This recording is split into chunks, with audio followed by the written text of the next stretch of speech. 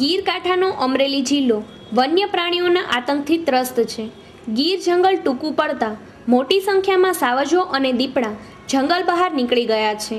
આ ખૂંખાર વન્ય પ્રાણીઓનો અવારનવાર માણસ સામે સામનો થઈ જાય છે।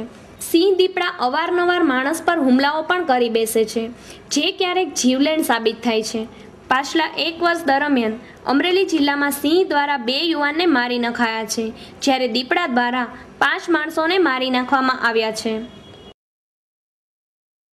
आप बोलते हैं ना कि prevention is better than cure. आप आप पहले से तैयारी करके रखें, बशर्ते कि कुछ हो जाने पे बनाओ कम रोएं। तो मैं यही अपील करना चाहूँगी, जो बाहर से लोग मजदूर काम करने आते हैं, सब श्रमिक जीव के हैं, काफ़ी मेहनत करते हैं, कि आप अगर कोई दंगे में आप खेत में रहना पड़ रहा है आपको, तो कोशिश कीजिए कि वहाँ लाइट जला के रखें। आप बाहर से आदमी जो आ रहा है वो लाइट का हमेशा कनेक्शन वहाँ रखें। छोटे बच्चों को अपने बीच में सुलाएं। कोशिश करें कि नॉन वेज या मांस मच्छी खाते हैं तो उनको ज़मीन में गाड़ दें, क्योंकि जो दीपड़ा बीइंग ए कार्निवोर एनिमल, वो काफ़ी जल्दी अट्रैक्ट होता है मांस मच्छी के वास से। तो वो आता है कितनी बार। या घेटे बकरे आप अपने साथ बांध के ना सोएं, बांध के सोएं तो उनको अलग थोड़ा बाड़ कर दें, उनकी भी सुरक्षा करें। बट सबसे ज़्यादा कि ह्यूमन लाइफ की सुरक्षा करने के लिए बच्चों को अपने साथ उठाएं। दीपड़े जनरली, चूँकि उसका वजन ही 50-60 किलोग्राम है, तो किसी आदमी को अटैक कर सकता है, बट खींच के नहीं ले जाएगा। तो जनरली छोटे बच्चों को ही, क्योंकि जितना उसका वजन है उससे ज़्यादा वजन उठा नहीं सकता वो, तो छोटे बच्चों को उठा के ले जाता है। तो अगर छोटे बच्चों के साथ खुला में सोना भी पड़ रहा है तो लाइट जलाएं, या कोई अलाव जला के आसपास सोएं। अपने बच्चों को अपने बीच में सुलाएं, या लगे तो डोरी वोरी उसके पैर में बांध दें। सचेत होकर सो। नॉन वेज का इसलिए बोला है क्योंकि बहुत सारे बनाव में दिखने में आता है कि वहाँ आसपास नॉन वेज की हड्डी वड्डियाँ होती है, तो उसे अट्रैक्ट होकर दीपड़ा वहाँ आता है। ये बिल्कुल मानना सही है कि जो बनाव बंदा बहुत दुखद होता है, ऐसा नहीं होना चाहिए। बट मेरा यही अपील है कि हमें कोशिश करनी चाहिए कि हम अपनी सुरक्षा से करें। जहाँ तक कोशिश हो सके हम खुले में ना सोएं। मजबूरी में सोना पड़ रहा है, जैसे मैं बार बार बता रहा हूँ कि लाइट जला के सोएं या अलाव जला के सोएं। बच्चों का ख्याल रखें, खासकर बच्चों को कभी रात को पेशाब उशाब या कोई भी संडास टॉयलेट जाना हो तो अकेले नहीं भेजें। शाम के अंधेरे में, जब ये एनिमल जनरली इसी टाइम पे एक्टिव होता है, तो शाम के अंधेरे में अगर छोटे बच्चों को भेजना है संडास बाथरूम के लिए, तो एक बड़ा आदमी उसके साथ जाए। तो ये इन चीज़ को हम प्रिवेंट कर सकते हैं। बाकी तो फिर ऊपर वाले की मर्जी इन चीज़ों में।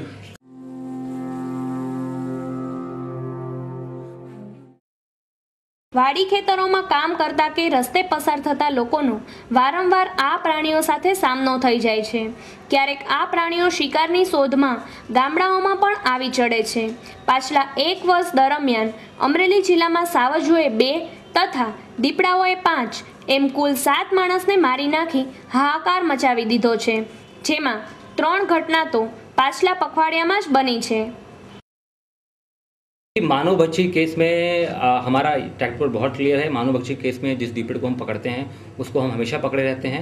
उसको हम, हमारा जो जूनागढ़ का सेंटर है, जगह के अभाव कारण हम या तो शासन में कुछ दिन तक रखते हैं उसको, शासन में जितनी जगह, अगर शासन उससे ज़्यादा बढ़ जाता है तो उसको हम सकरबाग जू में शिफ्ट कर देते हैं। इन एनी केस हमारी तरफ से कोशिश क्या, और यहाँ तक मैं जानता हूँ, मेरे नॉलेज में, हम कभी भी मानव भक्षी केस वाले दीपड़े को, जिसको हमें पता है कि मानव भक्षी है, हम जंगल में वापस नहीं छोड़ते हैं।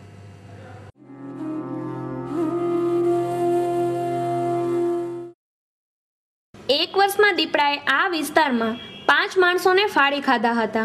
6 માસ પહેલા નાગેશ્રીની સીમમાં ખેત મજૂરની એક બાળકીને દીપડાએ ઉપાડી જઈ ફાડી ખાધી હતી।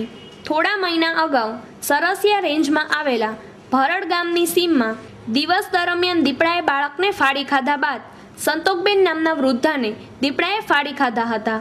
સિંહ દીપડા અહીંથી ક્યાંય જવાના નથી, તેમ માણસ પણ અહીંથી ક્યાંય જવાના નથી। આ પ્રકારની ટક્કર ટાળવા માણસે જ તેની જીવનશૈલીમાં ફેરફાર કરવો પડશે। બ્યુરો રિપોર્ટ, આઝાદ ન્યૂઝ, અમરેલી।